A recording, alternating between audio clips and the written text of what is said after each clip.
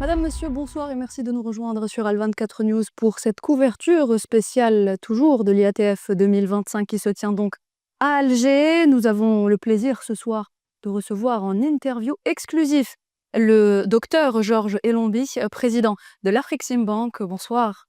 Bonsoir. Merci de nous avoir accordé cette interview. Merci aussi de nous avoir permis de nous exprimer sur ces questions de la foi. C'est un plaisir pour nous de vous avoir avec nous ce soir, docteur Elombi. Alors, la première question, elle est simple. Après l'Égypte, l'Afrique du Sud, c'est donc l'Algérie qui a accueilli donc cet événement économique continental qu'elle a voulu transformer en rendez-vous diplomatique, en plateforme de décision politique afin de concrétiser les aspirations du peuple africain et son droit naturel au développement. Première question, quel bilan faites-vous de cet événement et quelles perspectives stratégiques peuvent être retenues au terme de cette grande messe économique?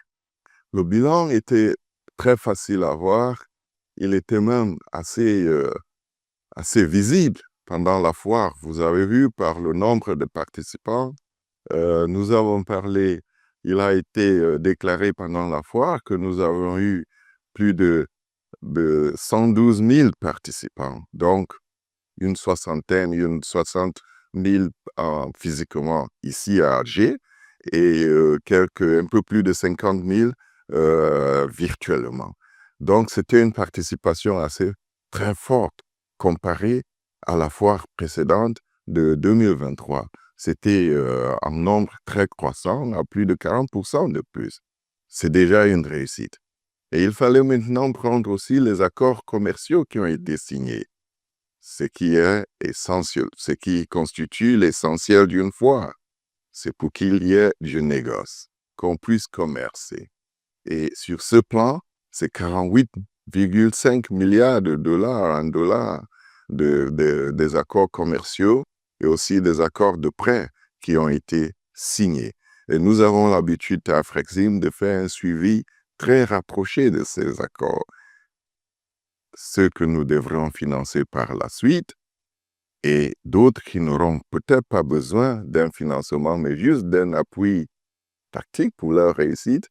Et tout cela, nous tiendrons compte et nous ferons le suivi. C'est déjà une très grande réussite d'avoir 48,5 milliards d'accords signés cette année, comparé à 43 milliards il y a 2 ans, en 2023.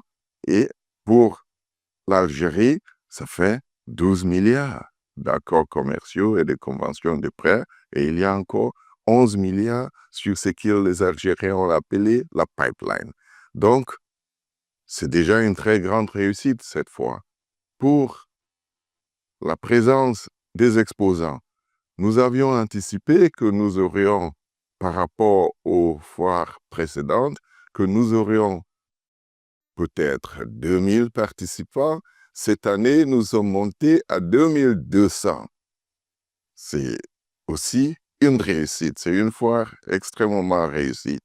Et cet appui politique dont vous parlez, puisqu'il s'agit de cela, l'autre question est partie de cela. Cet appui politique, c'était 14 chefs d'État et chefs de gouvernement. 14 chefs d'État, je veux dire, ceux qui sont présidents de la République, plus le premier ministre, chef de gouvernement dans des systèmes anglophones, par exemple, où le premier ministre est effectivement le chef de l'État. Il y en a plus élevé que le premier ministre. 14, c'est un appui politique énorme. Plus de 44 ministres ont été présents ici, des gouverneurs de banque centrale, des directeurs généraux des institutions publiques, privées et des banques africaines. Cela démontre une réussite énorme. Et pour cela, il faut dire merci au président Tebboune. Sa présence, il nous a consacré toute une journée de 9h à 21h. C'était énorme pour une institution comme la nôtre et pour une foire africaine destinée à promouvoir le négoce, le commerce africain. On ne pouvait pas demander plus. Très bien. C'est une très belle réponse en tout cas, monsieur. Elombi. Alors, on continue. Le discours, justement, vous venez de l'évoquer, le discours du président de la République, M. Abdelmadjid Tebboune, lors de l'ouverture de cette IATF 2025, a été prononcé sur un ton résolument militant en faveur de l'unité africaine. Pour reprendre ses propos, il a déclaré, au nom de l'Algérie, être lui-même un militant panafricain.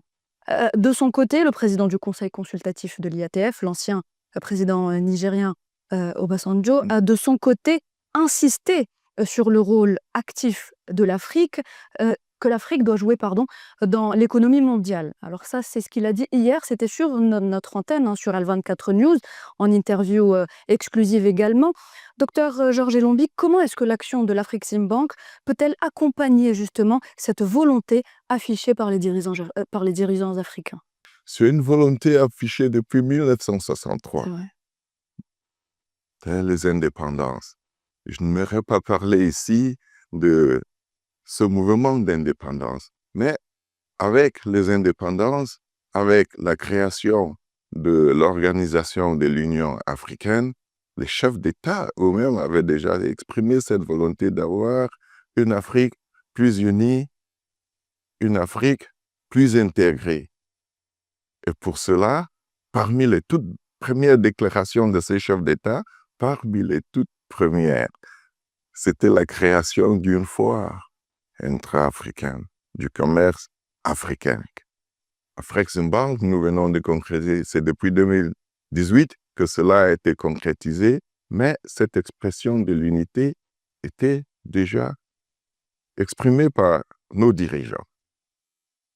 Il fallait maintenant aussi tenir compte de l'Afrique que nous avons appelée la Global Africa, dont l'Afrique et toute sa diaspora. L'Afrique en Afrique, l'Afrique aux Caraïbes, l'Afrique dans les Amériques, l'Afrique en Asie, tout cet ensemble, c'est ce que nous avons décrit comme la Global Africa. Il fallait aussi tenir compte de notre intégration. Et c'était d'abord parti d'une expression politique. L'Union africaine à 10, nos dirigeants encore, ont fait de cette diaspora la 6e sous-région de l'Afrique. Une fois cette déclaration et cette décision prise par nos chefs de l'État, il restait maintenant aux institutions que ces États ont créées, parmi lesquelles Afreximbank, de mettre cela en œuvre. Et pour nous, nous avons estimé à Afreximbank qu'il fallait le faire. Pourquoi nous avons créé nos bureaux régionaux à la Barbade pour couvrir cette Afrique de la diaspora aux Amériques? C'est pour renforcer cette intégration. Mais il fallait aussi aller de loin.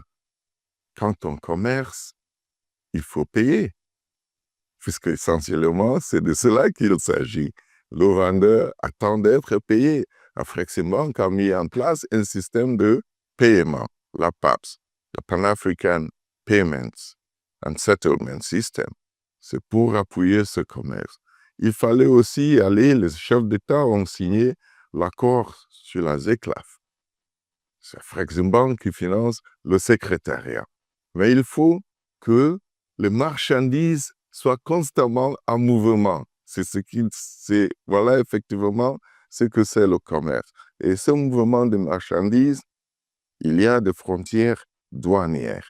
Afreximbank émet depuis quelques années des garanties douanières, ce qui permet aux marchandises de passer d'une frontière à une autre sans être interrompues. Et tous ces éléments, toutes ces initiatives que nous mettons en place, au-delà du financement de ce commerce lui-même, visent cette intégration, cette volonté très militante de nos chefs d'État de voir l'Afrique plus intégrée. Mais elle sera plus intégrée quand nous serons dans la phase productive. C'est cette phase qu'Afreximbank va aborder dans les années qui suivent, dans les 5, 10, 15 ans, c'est d'appuyer la transformation de nos matières.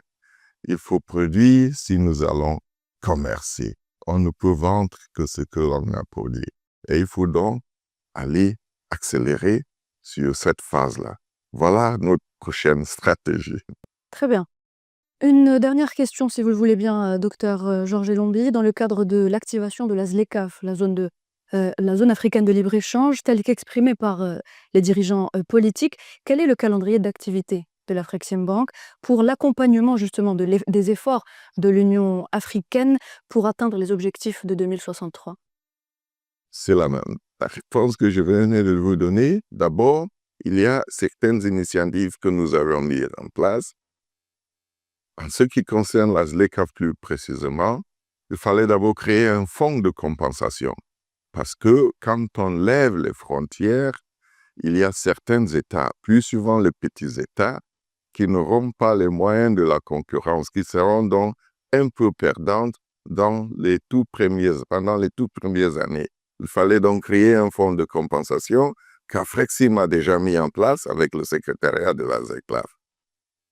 On passe à la prochaine, on crée maintenant un fonds de crédit, Très bien. puis un fonds pour l'appui aux petites et moyennes entreprises. Donc, vous voyez le cheminement de ces calendriers. Et nous estimons que vers la fin, nous devrons être à une production et une transformation de nos matières premières à un niveau plus élevé. Et c'est ce qui nous permettra de bien intégrer nos économies. Très bien, merci. Docteur Georges Elombi, merci de nous avoir accordé cet entretien. Mesdames et messieurs, on arrive à la fin de cet entretien exclusif accordé donc par le docteur Georges Elombi, président de l'Afreximbank. Merci de nous avoir prêté attention. À très bientôt.